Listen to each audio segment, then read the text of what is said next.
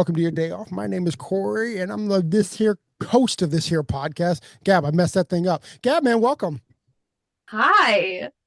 Well, I'm I'm psyched to be back. back. Hey, listen, Pressy Poe and Friends is coming up. So end of April. If you haven't gotten tickets, go ahead and get your tickets at pressypoeandfriends.com. Gabby, this is your first year. Yes, it is. I'm so excited to attend. I've shared some press releases from shows past because I wasn't able to attend or wasn't able to make it just for reasons, but I'm excited now. I made it a priority to make sure I could be there this year, and I'm psyched to get to meet everyone and get to see the venue and get to explore Fredericks. It's going to be, yeah, fun It, time. it's I was at cool. the very first one.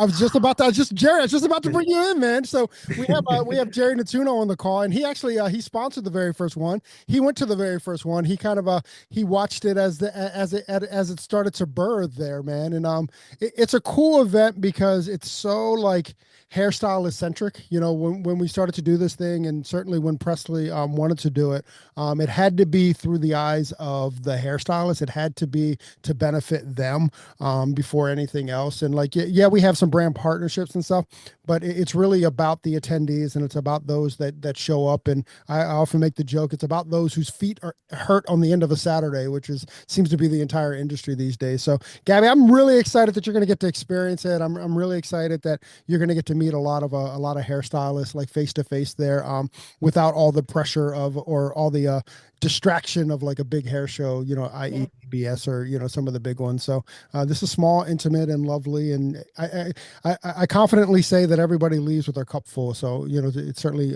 something that I'm really proud of. Yeah, as you should be. And this is the show's fifth year now. Yes. Yeah, it's our Yeah. fifth year. So we did 2019. That was the one that Jerry went to, and Schedulicity sponsored for us. And then obviously we took 2 years off because the world took 2 years off. But here we are back, and we're better than ever. It's our fourth one in a row, which is kind of cool because it's actually funny. Like when we did our second one after 2 years off, we repeated a lot of the mistakes that we made the first time. So now just being consistent, like you just learn about even just being consistent with it. You know what I mean? Yeah. It's cool. So we've already Jerry Nettuno. Jerry Nettuno is the oh my gosh, I don't is it the former CEO of Schedulicity, and Jerry brought a friend with him today. Jerry, what's up, buddy? How are you? I'm doing Amazing. well. I get to talk to Jerry. Excited to be here again. We are, My favorite podcast in the whole industry. thank you. I appreciate that. I will I received that, and I'll have that. So you guys have had some pretty big news going on, man. What's been happening the last few months? Yeah, well, as you're well aware of, Schedulicity has been acquired. We're now part of the Vagaro family. I guess technically this happened back in October, but I think really the press and everything is probably only a month ago that we started to talk about it publicly. Something that we're all super, super excited about on many levels, which we can get into. But yeah, so needless to say, that's a lot. Yeah, it's a lot. I mean, it's Yeah. I got. I mean, on a personal note, like I just even like how I don't know how to position it, but like how do you feel about it? Like I mean, this is something Um, that you built from like from conception on. Like, how do you feel about the transition, the whatever? it's interesting, and when Fred and I had the very first conversation, and we'll get into that, that's one of the things that he asked me about, which I thought was really interesting, and it says a lot about how the kind of person that he is. And the truth of the matter is, it's been an interesting time in my life, mainly because when you have spent so much time and so much energy and so much passion, building something, when there's big changes like that, obviously it's different, it's definitely different, but I try and stay focused on the big picture, and the big picture I'm excited about because the big picture allows Schedulicity in an indirect but yet direct way to do what we always wanted to do, right? Which was to change this industry be a leader in this industry, be the company that people think about when they think about community and passion and empowering all the creative, incredibly talented people in this industry.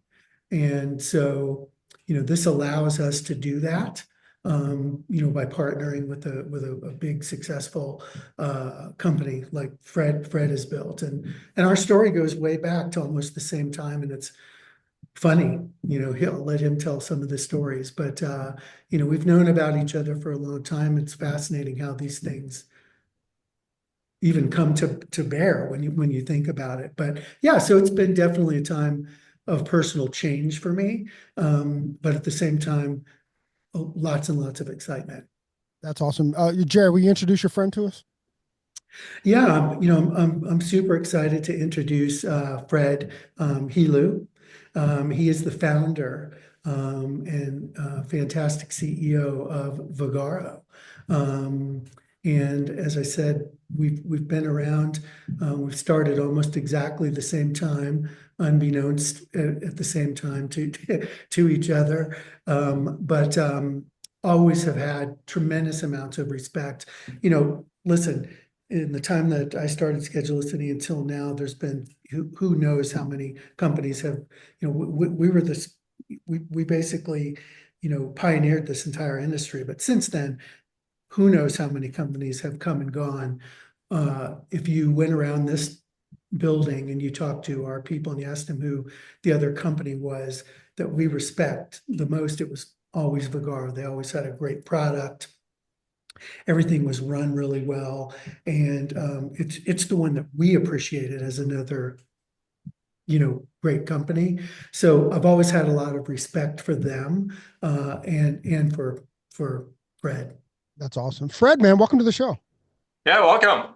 Thank you, Jerry, for the generous introduction. Feelings mutual. I started Vagaro in 2009. Jerry, you started, for me, it was April 2009. You were like a couple months before me, right? Yeah. We started a few months before, about 6 months before. Yep, 6 months before us. And I started it. If I knew that Jerry created Schedulicity, I probably would not have, because when I started, I felt there's a need for the industry to have a marketplace where you can go and find a hairstylist and say, I want to get a haircut in San Francisco at 4 o'clock in the afternoon, whatever that might be. Read the reviews, check out the price, and book an appointment. And I was so sure that we were the pioneers of this and nobody else has done it. Just to find out within a year of me creating Vagaro and we're like ready to launch, one of my developers tells me, well, Fred, I just found another website that has already done that. I'm like, what are you talking about? Nobody's done that. And it turned out to be Schedulicity. I'm like, okay, son of a gun. Now I already got investors' money. I have no way to go back, and we're just going to have to create a company that I thought was not going to compete with anyone for a while, at least. And right away, we had a competition with Jerry. So me and Jerry have been competing on this for a long time, and I've always admired how Schedulicity ran. We really, like when we started, we always looked up to Schedulicity, and a lot of the customers that would call us, it was always comparing us to Schedulicity, at the beginning. So, yep. That's amazing. It's amazing how, just in life, I guess, how you get these two, these two novel kind of things that happen at the exact same time. I mean, I guess most of it would be, certainly in this space, just the tech was available then, or the tech was far enough along to kind of do this. But that's remarkable to me. I had the idea 10 years before I finally did it. So you were there before Jerry. I get it. No. In my mind, I was there. He had the guts to do it way before me. I had to get laid off from my job to finally do it. So I once I got laid off, I had no option but to start something. And I told my wife, I'm never going to work for anyone else again. I'm not going to let anyone decide whether I have a job or not, But yeah, the tech was there. I mean, if you think about it, you had Expedia.com. When I had the idea, online booking wasn't my invention, but online booking for salon and spas kind of an idea that I'm like, you already can book airplane tickets, why can't you book salon and spas, right? So the technology was there, but yeah, waiting 10 years, it helped having finally 2009 when we started, the iPhone was created like 2 years before that, right? And we were the first ones to have an iPhone app. We realized that was a booth renter community. You're not going to have a cash register and a laptop on every station. Booth renters most probably going to want to be able to run their business from their iPhone. And that's really what helped us out. We were the first app in the industry to have an iPhone app. So yeah, waiting 10 years was helpful because the iPhone by then was created. Yeah, Jerry, because when you guys started, you were just desktop, right? Yeah. Mm-hmm. Yeah, it's so Yeah, hard. because when I first started, we weren't called Schedulicity yet because I was still trying to figure things out. And I mean, most people didn't even have Wi-Fi. It's remarkable when you think about it wasn't that long ago, but it feels like a really long time ago, for sure. Or how many people were on AOL? Remember that? Mostly, oh yeah, for everybody. Yeah. Yes. And I would have Yeah. customers that were running on AOL and the internet was so slow and they would still be running their Pandora on the same internet as Vagaro. Like, oh my God, like you got to pick one. You either listen to music or you use the software because you're not gonna on 2 megabits download and do both, was kind of funny. We had one of our guys standing behind the counter at a salon here in town. It was one of our first places, and they were having all kinds of problems. And their Wi-Fi, their internet provider was swirling megabits. That was the name of it? That was the name of it. Holy cow, man. And it was not as reliable as things are today. It's pretty remarkable. I even think about like the first computer that I had that, like Fred, you brought up like 2 megabits. I think it was like, 50 meg or something for the whole computer. Like I probably couldn't even download a Vagaro app on that thing these days. Yeah. Fred and I have traded a lot of stories, but my favorite one about Fred is tell him about your server. So when I started, remember I told you I had the idea for 10 years before, and I was so gullible, but I'm like, I'm just gonna have a server in my office at home. And people will sign up and I charge credit cards. And that's the whole company. Me and my server sitting in my office. So when I started the company, it was my money. We didn't have institutional investors. It was me and my sister and a couple of friends. So there was very little money to start a company with, and I was trying to do this as efficiently as possible. So we bought a server and we put it. I had the server in my closet at home, in a closet at home. By the way, we still have the server. I'm still gonna find a place. I want to put an enclosure and put it like in the lobby somewhere in our company right now, because it's sentimental. Like when you stick up the first dollar bill that you do, it'll be kind of like yeah, kind of like that, more or less like or like the first Apple whatever computer that was made. Yeah, we still have it. I saved it. I just gotta find a good place to put it. But yeah, that computer was in my closet, and every now and then I'd be in the office and the computer's in. So we got a lot of office downtown Pleasanton because I'm the type of person that can't work at home. Like I gotta get out of the office. I gotta be in a work environment. I can't just sit at home and work. So the server was in the closet at home, but in my office, I opened a lot of office and me and my nephew were working there. And every now and then the website would go down and I would call my wife. I'm like, honey, can you unplug the server, plug it back in, reset it, you know what I mean? Do stuff like that. And, it was fun stuff. I didn't even know, like, for example, I didn't know that the internet at my house would go down every now and then because it'd be asleep. Like 2 a.m. in the morning, I had Xfinity, and Xfinity would be doing work at night. And I had no clue that they were doing that because I wake up and the internet is back on and everything's fine the next day, right? Until I put the server in my closet and I would start getting phone calls. We offer 24/7 support, and it was me. Like if you called at 2 p.m. or 2 a.m., I'm the one answering the phone, and we'd be getting, 3 a.m. in California is 6 a.m. In New York, and people are coming in to work, and the website's down because our internet is down. I'm like, what the hell's going on? So yeah, the closet thing didn't work for too long just because of all this, all these kind of issues that you run into. But You're lucky still, it didn't start a fire and burn all your wife's clothes up. yeah, no, it did not do that. Yeah, it did not do that. We had other stuff though, other things going with it. Yeah.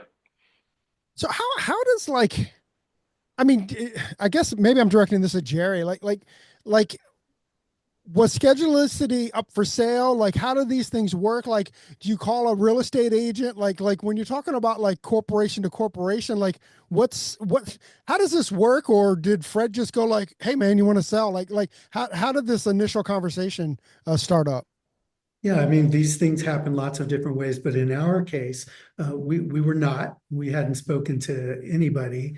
We had been in conversations with another company a year and a half before that, 21, yeah, like in 21, 22. And it kind of never went anywhere when interest rates started going up and the economy was starting to slow down. And we were just going about our business. And in this particular case, Fred reached out to me and asked if I'd be interested in having a conversation. And we set up a call just like this. That's it. So, okay, I need to know the details. Was it an email that he sent? Did he call you? Did he text you? Give me the nitty gritty. I think it was an email originally. Is that right, Fred? Do you remember? No, so long story short, I started the company with my sister and a couple friends. The way private equity work and this investment companies work, after a while, some people can sell. You can either sell the whole company or sell a portion of your company. So my sister wanted to sell in 2018, and by then we brought a private equity firm to buy her portion. You know, so we sold a portion of the company, and my friends I left in 2018, and now I have a private equity firm in the company. Once you have a private equity firm, and Jerry can testify, now you're in a completely different world, like world that I'm not even privy to before in my life. And you start meeting investors, and you go to events that I didn't know about, and a lot of language that I didn't know about. I'm mostly an engineer, at heart. That's what I did my whole life.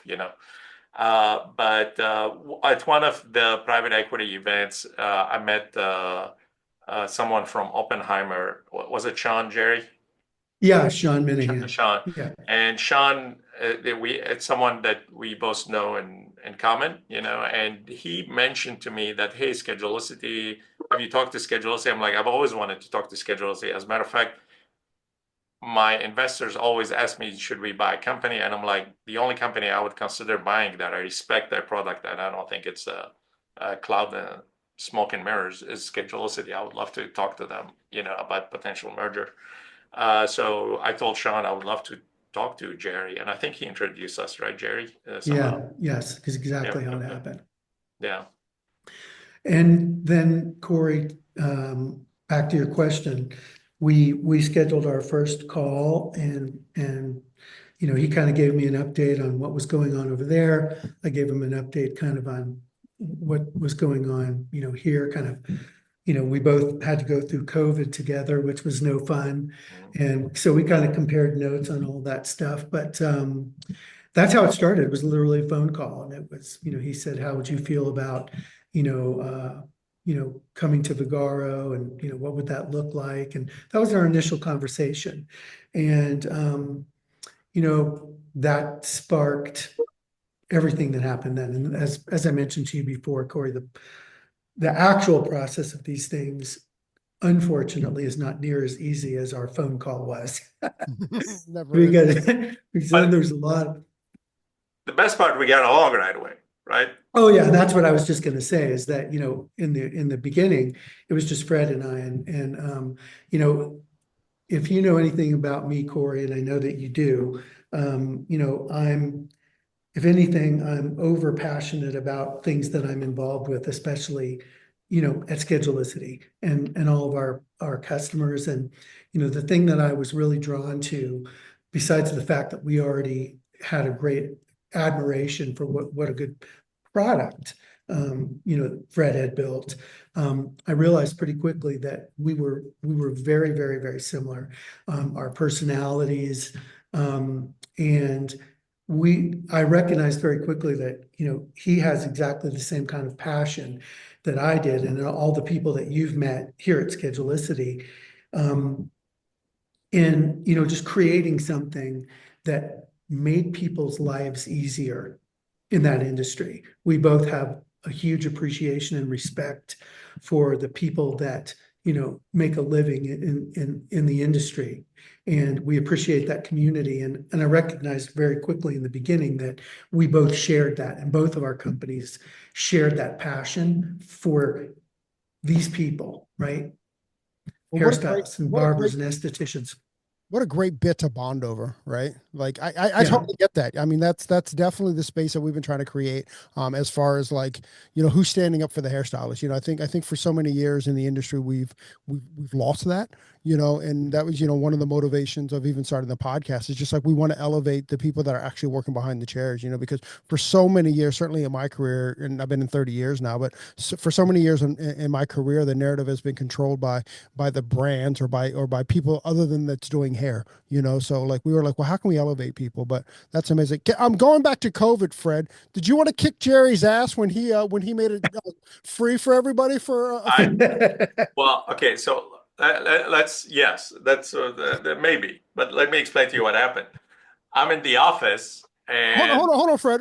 Let me just Gabby. So during COVID, Schedulicity made it free for everybody. Made the software free for everybody. So I've always been curious as the pressure that was put on other scheduling apps. Fred, you're up. there was a lot of pressure, and I told that to Jerry actually. But before that, I'm in the office. I love being in the office. I don't like it. Work from home does not work for me, by the way. Even during COVID, I was in the office. I just have to be in an office.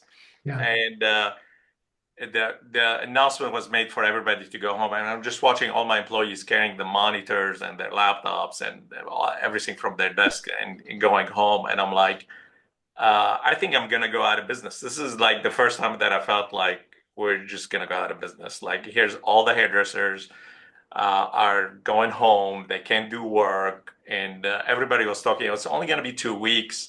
You just go home. Remember, it was go home for 2 weeks and then come back. I'm like, how's that going to work? That doesn't make any sense. Like, how are we going to? We're all connected, right? California going home for 2 weeks, but Nevada, which is right next to us, are still going to work. And don't people just cross back and forth, and the spiders are just going to go all over the place and stuff like that? It just did not make any sense to me.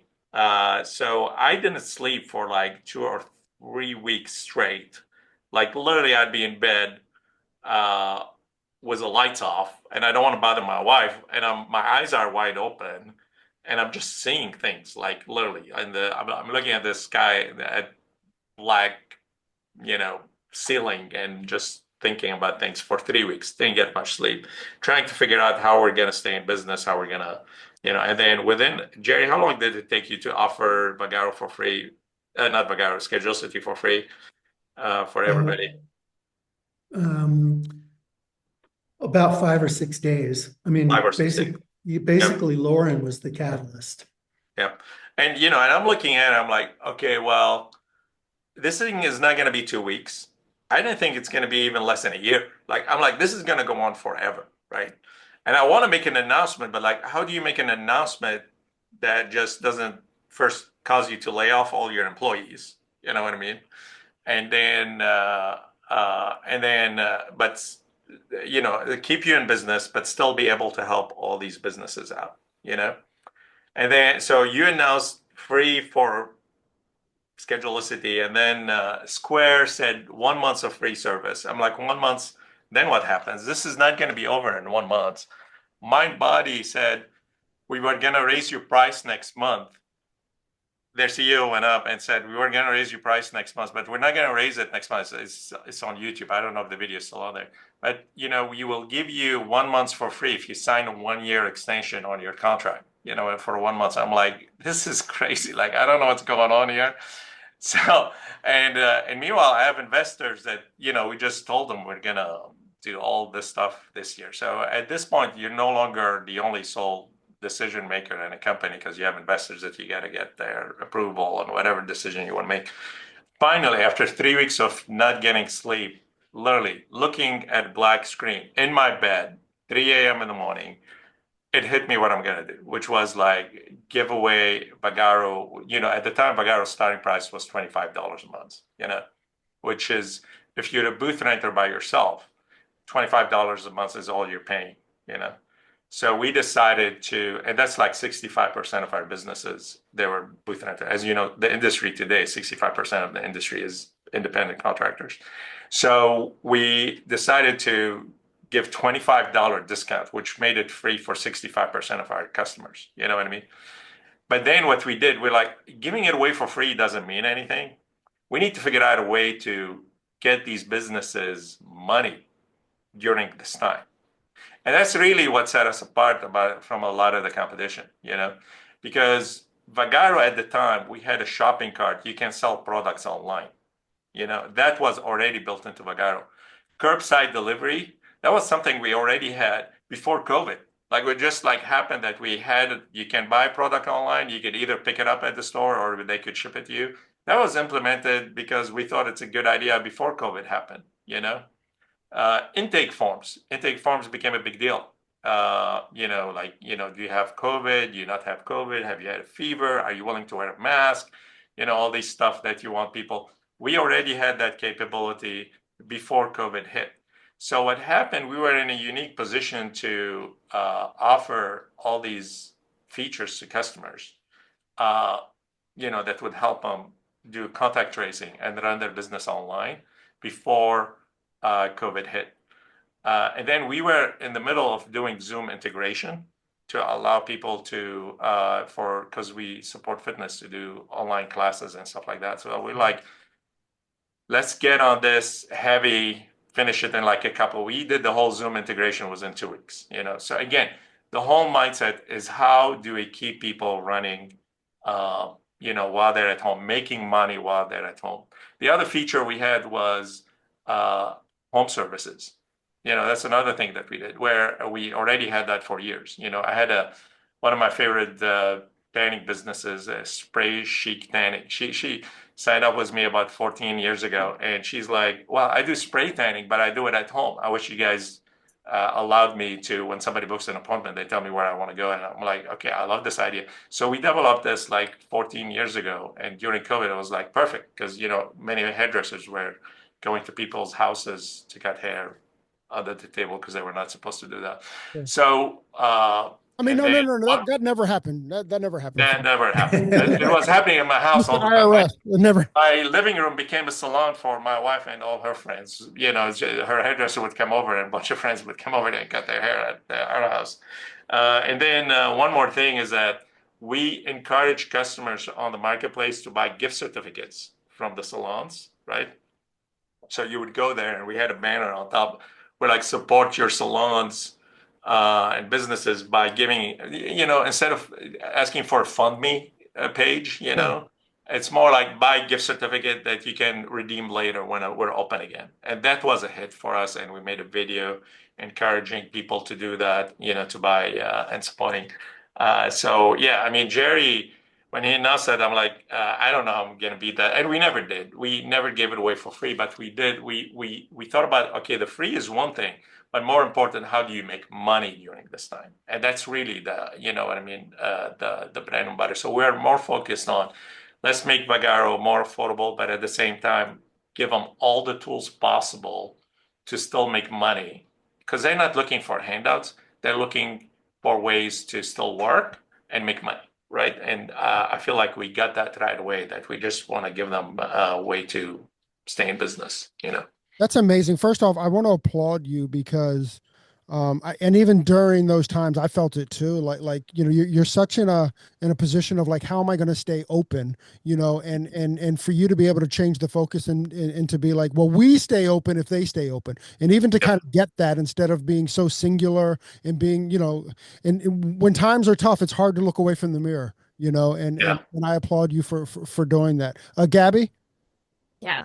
I know Beauty Launchpad is friends with Vagaro. They were on our September October 2023 cover with John Mosley, or 2024 cover was last year. Hello. Um, yeah, and it turned out really well. And so I'm excited for this partnership, for the merger, excited to see all the things that are gonna come from it. Do you sort of want to talk about now that you've announced it and it's public, sort of what can people can expect from the merger? Yeah, so if you look at what Schedulicity and what Vagaro, it's very similar, right? It's very similar. We we we both have marketplaces and we both offer software. We have more features than Schedulicity have. You know what I mean? With Vagaro, we've been working, engineering. We had 300 developers that just keep adding more and more capabilities. So we have added a lot of capabilities to the software. And the reason we wanted to start expanding, and we feel like there's a time for consolidation in the marketplace. There's so many companies that keep trying to reinvent the wheel right now. Really, like there's Vagaro, there's Schedulicity, there's Booksy, there's Fresha, there's Gloss Genius, and this keeps going on. Like when we started, it was me and Schedulicity, and MindBody didn't have a marketplace, and then StyleSeat came on, and you know what I mean. And like every 3 or 4 years, seems like another company comes on and gets a lot of money to start, like they're reinventing the wheel again. So we're trying to figure out how can we merge the two companies together, but to give the customers, both customers, the best experience, is we can't be developing things twice, right? So we have to get it to where Schedulicity's customers move to Vagaro and then right away take advantage of a lot of the extra services that we offer, you know what I mean? And have us be able to focus on one product and one experience that would be the best. But now to do that without affecting a lot of the customer. And that's really the tricky part, right? There's a lot of customers that are on Vagaro. Like, just imagine coming in to work one day and you log on to your software, whether it's an email software or any other software, and the user interface looks completely different. I mean, and to make it worse, you have a customer that wants to check out, and you have a line, and you're either trying to book an appointment and you have to learn the software at the same time you're booking an appointment, or you're trying to charge a credit card and the software looks completely different to you. So it's a challenge that we said we want to take on, and we want to see if it's possible to do. And are we the company that can do this well, and demonstrate that it's possible? So we've been meeting and the Schedulicity team, which is Vagaro team right now. We love them. They're all our employees right now. It's amazing actually. Not only me and Jerry get along really well, how well the rest of the team, our marketing teams are meshing, the CX teams is meshing. They have the best CX on the planet, and the development team, and we're all trying to figure out how can we do this the best way possible. And the least intrusive way possible. It's never going to be perfect. Just imagine when you sell your car and you get it might be the same brand. It might be the same brand car. It's just you went into a new one and the user interface is completely different, right? You went from the 23 model to the 25 model, and the user interface it's going to take some time to get used to it, right? And it might be frustrating at the beginning, but at some point, you're going to go say, oh yeah, this is way better than my 23 model, right? Maybe, hopefully after 2 or 3 weeks, people will come to this realization. But at the same time, what we want to do, at least when you get that new car, maybe the seat is adjusted the way you had it, and your appointments are all there, right? The way your air conditioning set point is still the same and all the stuff. So we're working together right now to make sure all the settings, the way they had them on Schedulicity, is already imported over to Vagaro. All their future appointments, any appointments that they book on Schedulicity, there's a copy of it on Vagaro, right? All their customers exist on Vagaro and so on. So when they go and we tell them, hey, would you like to switch today? And they say yes, they're not going to lose any of the information. They're ready to go. The information is already in Vagaro. Not only the appointments, the customers, even the settings, the way they like their appointment to be, the online rules for the appointment. What time do they like to be booked? When does their notifications go out to the customers, and so on, right?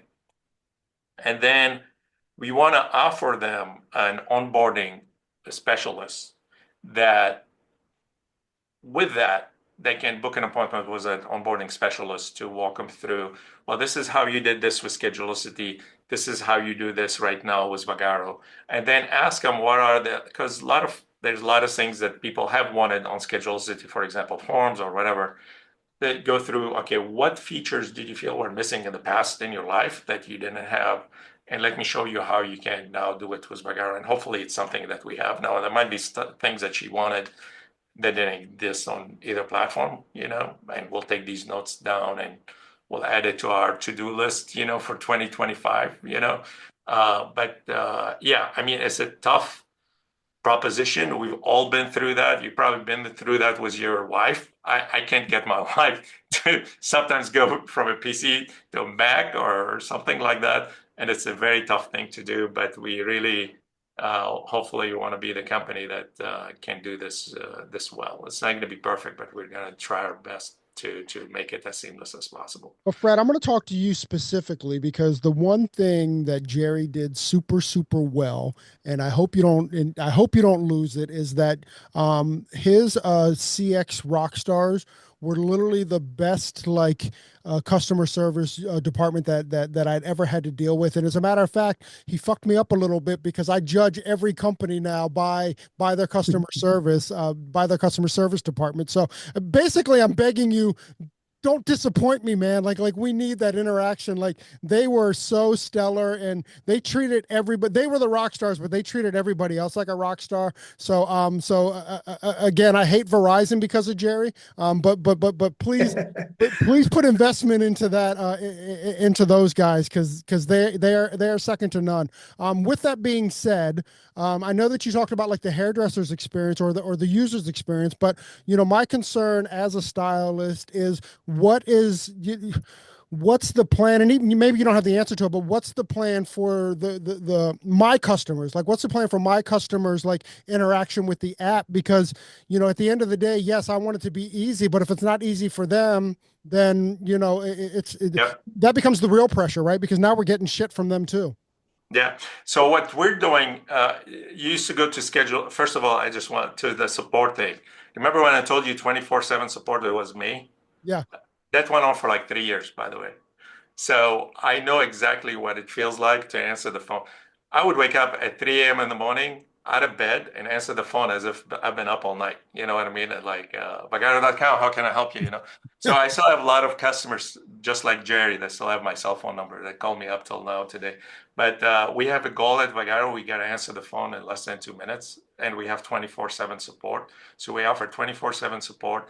And if you call us, we're going to answer the phone in less than 2 minutes, and it's a live person. You're going to talk to a live person, not a bot or anything like that. And we offer support through phone, chat, email, Facebook messages. You know what I mean? Any way you want to contact us, we're more than happy to answer and talk to you. And our customer sat team has a customer support team has a satisfaction of higher than 92%, meaning 92% of the times when you talk to them, we ask, how was your interaction with our customer satisfaction CX team? And 92% of the times people say we were very happy with the answers that they gave us. The product itself have a 95% satisfaction, that's different. And if you look at our reviews in the App Store and so on, they're all stellar, Now, as far as the booking experience, with the URL that we're on Schedulicity, so if you still go to schedulicity.com/the old URL to book with your hairstylist, those will still work. The only difference is instead they will redirect you to their Vagaro page, you know. So you're not going to know the difference. And hopefully eventually you'll get to know the Vagaro page instead, and you just go straight there, you know, but you're not going to lose that connection. Your username and password that you used to log in with on Schedulicity will be carried over to Vagaro. So you'll still log on with the same username and password. It just gets you into Vagaro. And yeah, you're going to start automatically getting your reminders from Vagaro, you know what I mean, instead of Schedulicity. The app, when you log on to Schedulicity, is going to tell you, please download the Vagaro app, you know, going forward to go in there, and you're going to log on. The minute you log on, you're going to see all your upcoming appointments on our app, you know, on the Vagaro app. So hopefully you're not going to lose any of that, you know. Something that I think you should feel great about, Corey, is that the first time that I flew to the Bay Area to go to the Vagaro offices. Now, keep in mind, this is a big company, 500 employees. They have a beautiful building in Pleasanton, and I think it's 5 or 6 floors, a huge building. And you know, Fred and I, as I told you, we get along incredibly well. We're very similar in our personalities. One very different thing about us is that Fred's an engineer, and I am not an engineer. So he thinks differently than I do about, you know, some things because of that background. But I'll tell you something interesting that I noticed the very first time I went there. He has 6 floors with hundreds of people on every floor. And interestingly enough, instead of having his office right in the middle of 300 developers and software engineers and project engineers and you know, testing people and all the things, Fred decided to put his office right outside of the customer support team. So the customer support team is on this massive, you know, floor, and Fred's office is right next to that support team with the door open so he can listen to them, you know, every minute that he's at work. And that's one of the first things that I noticed when I went to visit, which I thought, again, says a lot about the way that Fred thinks about the product and about the experience that people have. Because there's one thing that he and I have learned the hard way from doing what we do, which is no matter how well our intentions, no matter how well things are built, no matter how well things are constructed or managed or operated, there's going to be problems. We can't help them. They're going to happen. They happen to everybody. And you've heard me say before that, and you've heard me tell my team that greatness doesn't happen when everything is going great. When everything's perfect, that's not how greatness happens. That's not how companies and organizations and people become great. People become great when everything's going to shit. That's when companies are great, right? And that's when you really make a mark. That's when you really set yourself apart, is knowing that there's going to be things that happen that we can't control. And how do you handle yourself during those times?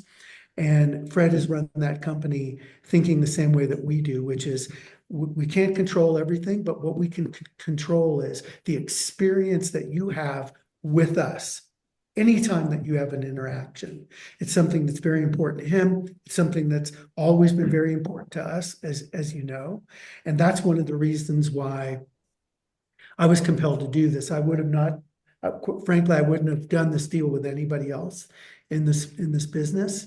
And mainly for the reason that, you know, Fred and Vagaro is a company like Schedulicity. We've done all the work. We didn't jump into this space because we thought, oh, look, here's a place we can make money. Let's try and do that. We both did a lot of the work. He was in his closet, you know, with a server. We were standing behind, you know, a barber, watching how they interacted with their customers, seeing what they were struggling with, seeing what their challenges were that they were having to deal with every minute. And we tried to build something that would make their entire life different and better. And we did a lot of work, a lot of rolling up our sleeves, getting muddy, getting bloody, and actually learning what it takes behind the software to make all of this work. And they have always had a commitment to that. We've always had a commitment to that. They're much bigger than we are. They have a lot of resources. When we've lost people in the past, we typically lost them because, you know, you and Tony, your business grew and you needed additional features that we didn't have. And we would happily send them to Vagaro because they have all those features. I would like to think that the real benefit from this is for the customers and the future customers. Yeah. Because instead of having to worry about all these companies out there, I want to be a part of the one that everybody thinks about because number one, this company has the back of this community. This company isn't a Johnny-come-lately trying to make money. This is a company that has been around for a while, and their collective experience and knowledge and understanding about the needs and concerns that this community have every day is second to none. And we want people to choose Vagaro because they want to be a part of what Vagaro stands for. And I believe that although Schedulicity was much smaller, I think we bring that kind of sensibility to the business. And then Fred thinks the same way. And on top of that, they have resources that we didn't have. And I think if we can continue to do this right, which we have been taking unimaginable, painstaking efforts to do, I think that we will have that. I think we'll have the company that sets the standard for what we do. I think you guys already have, to be honest. I mean, again, I think that, I'll go back to the customer service. Like we are in the service industry, right? So like if you can work with a company that has exceptional customer service, like that's a big part of it too. You know, there's nothing, and to Fred's point earlier, there's nothing more frustrating than when you're trying to check a client out and you're dealing with, I mean, even as easy as like you're saying, like the internet's down or the servers being slow or whatever, you know, it's like we don't have the time. I mean, I'm not going to name it, but there were companies, and by the way, not scheduling apps at all, but there were companies that I was dealing with mixing color, and it slowed my process down. And I did it for about 2 days, and I'm like, I can't do this because I just don't want the hiccups in my day. Gabby?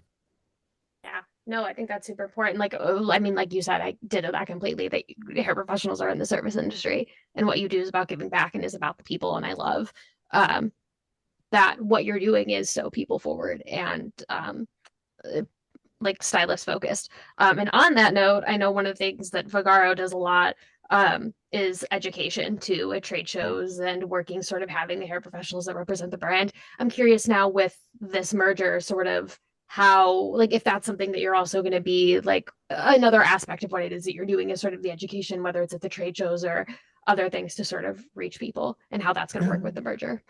Fred and I were just talking about that this morning. Yeah, me and Jerry will be on the road quite a bit this year. We're doing about 3 hair shows, mostly to get people to know us. You know what I mean? The education is definitely done. We have a lot of educators. We partner with a lot of educators as well. I personally feel, we're in the business. We're only successful as if the businesses that sign up with us are successful, right? And I love when I go run reports on Vagaro to any business. Like I just randomly, every now and then, I play with the software more than anybody else in the company. It's kind of odd. I still like going in and I check accounts, and I still find bugs more than other people in the company and stuff like that. It's a software engineer in me. But I go in and I look at different businesses and their reports. When you look at the sales trends, it's like going north. You know what I mean? It's like the AT&T signal, you know what I mean, on your phone or something like that. And I love to see that, like how often I go into business and I just see them growing on Vagaro. Does that make sense? And I feel, and obviously, if we're able to offer that to all our customers, then they're gonna be in business longer. They're gonna be on our platform longer. The industry will be better for it, And that's all we want. It's a win-win situation for all of us, right? So we're always looking at figuring out how we can give classes, advices on how can you run your business better. And we by any means don't feel like we know better than any of them. You know what I mean? And it was very obvious to me that we didn't know better than all of them. I wanted to learn more so much that during COVID, one of our customers was about to go out of business, and we bought a salon just so we can understand what they're going through. You know what I mean? I mean, I've done it so much when we talk to them on the phone, and you always like, you're talking to them and they're telling you what the problem is or what they want you to do. But I'm like, well, can we back up and tell me what is the problem you're trying to solve? You know what I mean? And we thought that was good enough, just talking to them on the phone. But after we bought a salon and then it became our problem, it was like, oh my God, this is an eye opener. Like, this is because they're only telling you like 10% of what the issues are. But when you open a salon and you're trying to solve these problems, you know, complicated problems that you're dealing with, it was a salon. And by the way, running a salon is just as hard work as running Vagaro, you know, with 500 employees, right? Like we had 60 stylist salon, and it was, I'm telling you, it was just as hard as running a full, you know, you're putting in the same amount of work, very tough job, you know. Yeah, so we learned a lot from that, and we really tried to apply all our salon learning to the software. Like, how can we fix all these issues with technology? You know what I mean? And put it in the software and make it in as easy as possible to use. But even then, after you put it in the software and you say, this is how we're going to help these businesses grow, it's still not very easy for a hairdresser that comes in to use the software to really find these things and really realize why we did these things to help them out. Does that make sense? And this is where the education comes. It's like, yeah, you're seeing these buttons and these clicks that we ask you to click on, or these settings, but how do they really help me? How much more money can I make out of these things, right? And this is where our education is, we want to push at, to really say, okay, look, we took these features that we added in the software, we've proven that they work at a salon and they help the salon grow.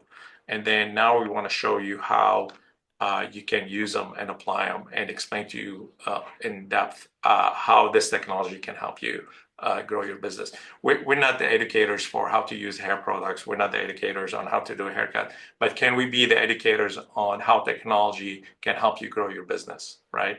And this is where we want to focus on, you know. So you're saying you don't know how to do a high fade yet? I wouldn't know high fade if it hit me in the head.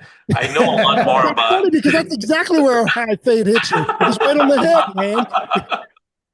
But I have booked just about every service you can book out of Vagaro. I've done it at least one time just to experience it. You know.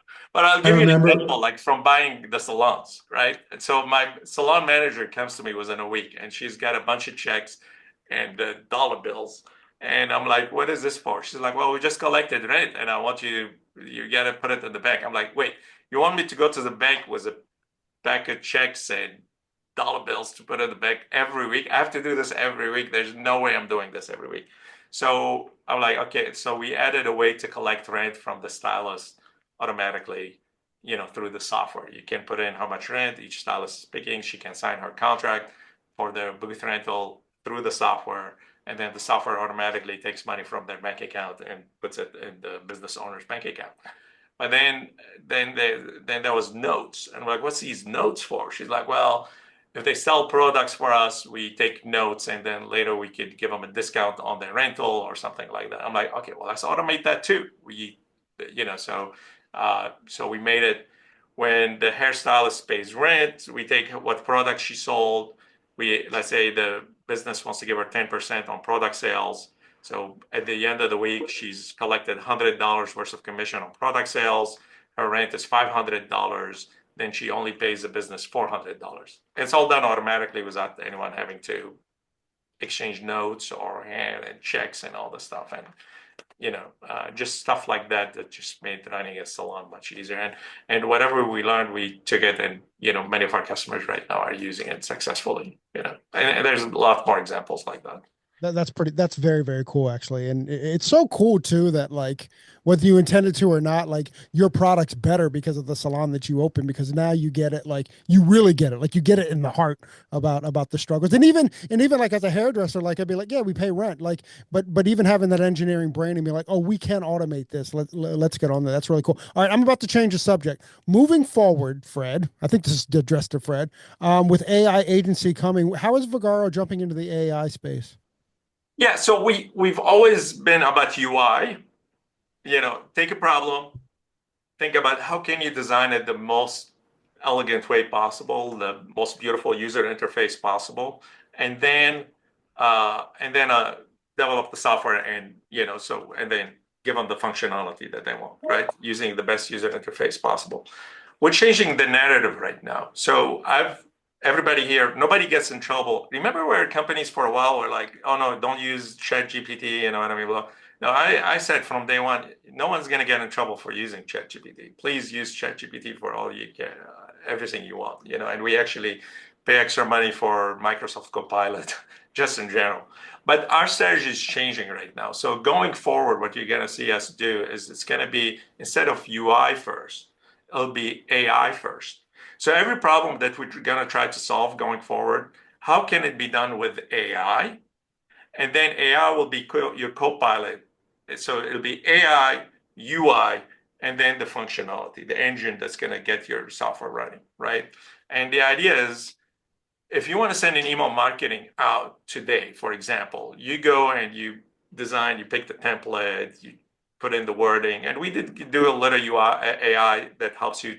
You tell us what you want to put in the marketing, what's the email about, and our AI right now will go in and write a nice email for you and so on, and word it in an eloquent way, and you can tell it how long the email you want it to be, long or short, and so on. This is like our first dab at it.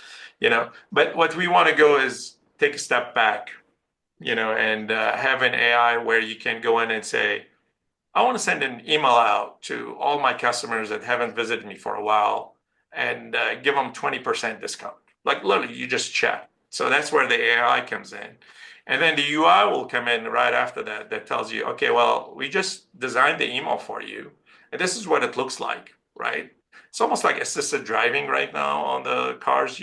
So we go in, we design it, you get a stab at it. Now the UI comes in, you can look at it. That looks good. If it doesn't look exactly the way you want it, now the UI comes in and you can modify it a little bit. You know what I mean? And then you press go, and that's where the engine of sending the emails out comes in, and we take care of sending the emails out for you and tracking what happened with the emails, who opened them, who booked an appointment with them, and so on and so on. And this is going to be our philosophy going forward, with just about every single feature that we have on Vagaro. We've done a lot. We just released an AI chatbot. So if you're a salon and somebody goes to your Vagaro page or your Vagaro website, and they can ask you any question they want. Do you offer the service? What's the price of the service? What's your working hours? Are you open today? Are you closed today? How do I get to your place? Our chatbot will answer all these questions for you. Can I book an appointment? Can I reschedule my appointment? Cancel an appointment? Our bot right now is able to do all of that for you. And the next level of that, I've seen some companies put it out there. The next level to that is actually talking to what seems like a human, but it's a very human interaction, but it's actually a bot that you're having a conversation with. I've seen a couple of things. I heard a couple of people writing about it and stuff. That's like, I'm not suggesting it's anything other than conversation, but that's super intriguing to me. I don't know if it's if it'd be user for me, because I'd much prefer that 85% of my appointments are booked after hours, like, which is what I experienced with Schedulicity. But it certainly is intriguing, and like the whole AI world is intriguing completely. Gab, what you? Sure. Oh, sorry, Jared, go ahead. No, I didn't. I was just going to say, I mean, you're definitely right. I mean, even talking to Alexa soon is going to be a very Non-robotic conversational. conversation. Yeah. Yeah. So Alexa announced last week that they did an integration with us, by the way. The new Alexa AI, and we're one of the first partners on that. So soon you'll be able to book your haircut appointment from Alexa and find out and reschedule and cancel and do all of that from Alexa as well. Ooh, Oh, that's wow. interesting. I can't wait to hear about that. Yeah, it's announced. If you look on Crunchbase, Google it, say Alexa Vagaro, and the articles will come up for you. That's very cool. Gab?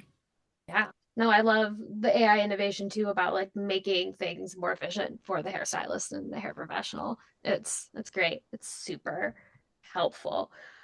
Um, what should I guess like as the year approaches and sort of the rest of the year goes on, like where can people find, like you mentioned being at trade shows and stuff like that. Do you want to talk about or tease in specific like where you're going to be, where people can meet you face to face and kind of learn more? Oh my goodness. All right, let me see. There's one is coming He's got to go into his Vagaro app and see where he's going to be. Yeah. Right. He's like, let's check the calendar, shall we? We talked this morning about maybe going to ABS, but I'm not sure In yet. Chicago, that's Yeah. where I'm in Chicago. I'm based there, so I'd be happy to see you there. All right, May 7th, May 5th to I'm sorry, April Chicago. 5th, April 7th will be in Chicago. What? And Yay, see you there. April 13, there's one in Vegas at the AMP's AM Spa, Med Spa. And then we're doing Premiere Orlando on May 31st. That's awesome. Amazing. I will see you at Premiere as well. That's awesome. I'm Fred. Jerry used to throw the best parties at Premiere Orlando. Can we count on Vagaro throwing some very cool parties at actually, you know what, Jerry, I was thinking about this. Like you owned Saturday nights at Premiere Orlando, and now they've screwed it all up because now they've got all those other events going on. So damn on them, because we own that night, Jerry. We own Saturday night, bro. It just means that Fred and I'll have to put our heads together and top it.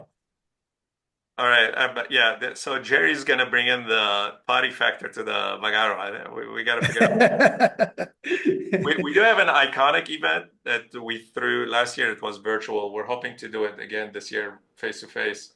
But we did it last time. We did it at a hotel. They ran out of alcohol, and the dancing. So they literally ran out of alcohol. There was no more alcohol to give out. Yep. That's a good sign then. That's a good party there, man. No, it's cool, man. We definitely had some good times there, Jared, man. It was like, it was cool. We filled the room and had some really good times, and it was definitely the event that everybody wanted to go with, because I know, because they would call me all week long, or for a while, about how can I get in or something. And honestly, Jared, I mean, even those Schedulicity parties that we had at Premiere and stuff, they were kind of the inspiration even for Presley Poe and friends. Like, how can we get a bunch of hairdressers together, and how can we celebrate each other? And that was for me. That was certainly the goal. And we were able to achieve that. It's very cool. I appreciate that so much. I can see a lot more of those kinds of things going on. I'll add one thing, which is that, another, again, I always had a lot of respect for Fred. And when I got a chance to actually get to know him as a human being, I liked him even more. But I will say that one of the most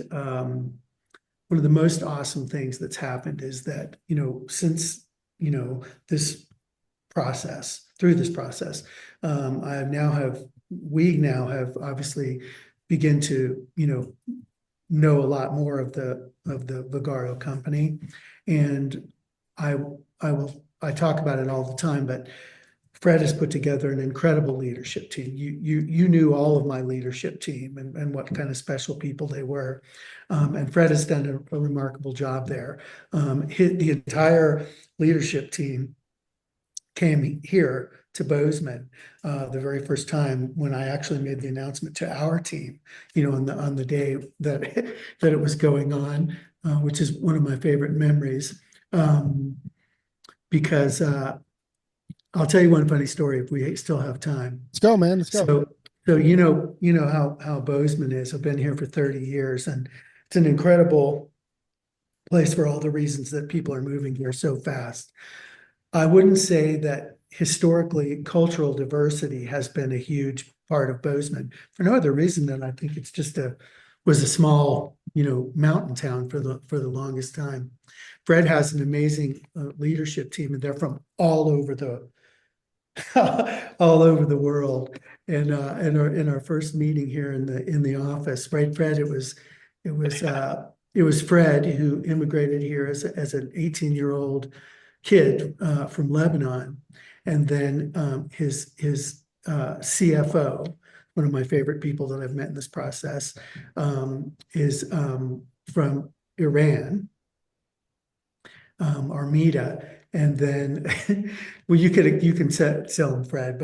But I'm like, I didn't realize that as we're sitting and introducing everybody, it started with me, and I'm like, I'm Lebanese, and then my CFO, she's from Iran, and then my CTO from India, and my CIO from Taiwan, and our First off, just on that seems like the greatest Shabib is meal ever. Pakistani. Yeah.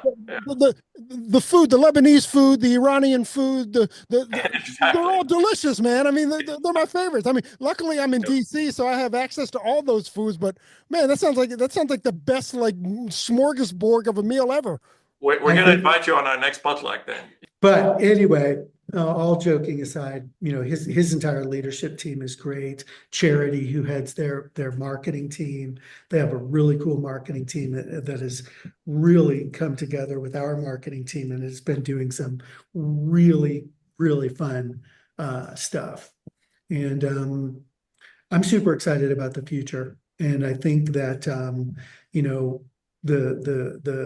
I think that although the Schedulicity's name will be going away, I think our legacy will be around in the future. And I'm really proud, of what we've done. I'm proud that Fred and I were able to do what we have done. When it was hard to do. The technology wasn't available that's available today. We both went through a period of time where there was a lot of hard work, a lot of sacrifice, a lot of really big ups and a lot of really far downs, to be where we are today in this industry. And I'll forever be proud of that.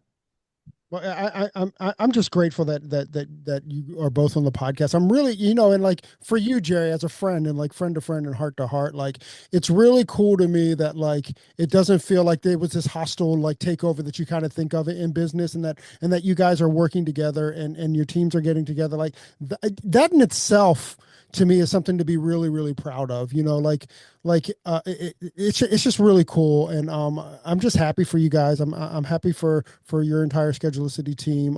And Fred, man, I think that you got a hell of a team in this deal, man. Jerry put together some really, really great people that I was proud to work with and hang out with certainly a lot. And I think it's a congratulations to both of you guys. But Gab, before we wrap up, what you got?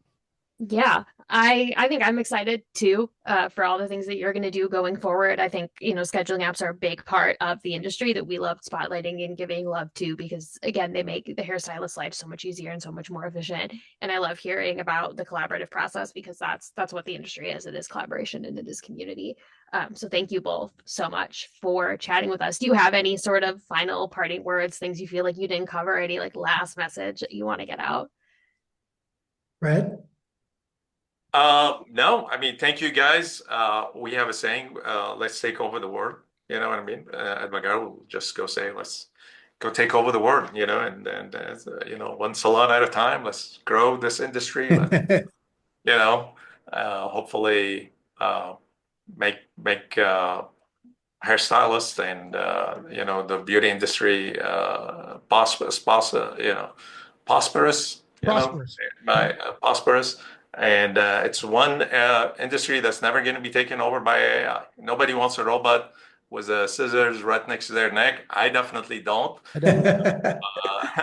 Let's just keep helping it. Let's make it grow as much as possible.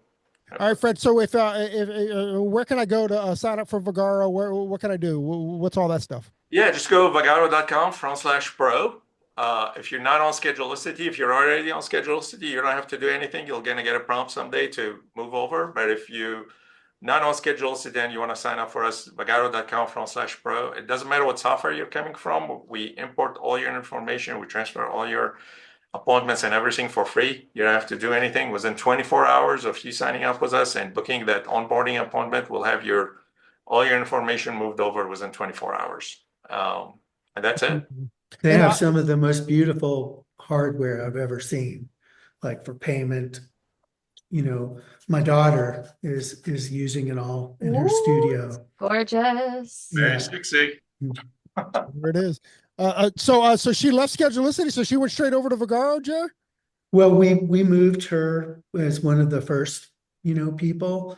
And so we could work some of the kinks out, and she's 27 and super tech savvy and so on and so forth. And so it's been a fun process to watch her go through the process. Matter of fact, I sent Fred literally, like, I don't know, just a few days ago, I met my daughter for every Wednesday morning. I see her all the time, but every Wednesday morning we meet for coffee as her career is exploding as a clinical esthetician.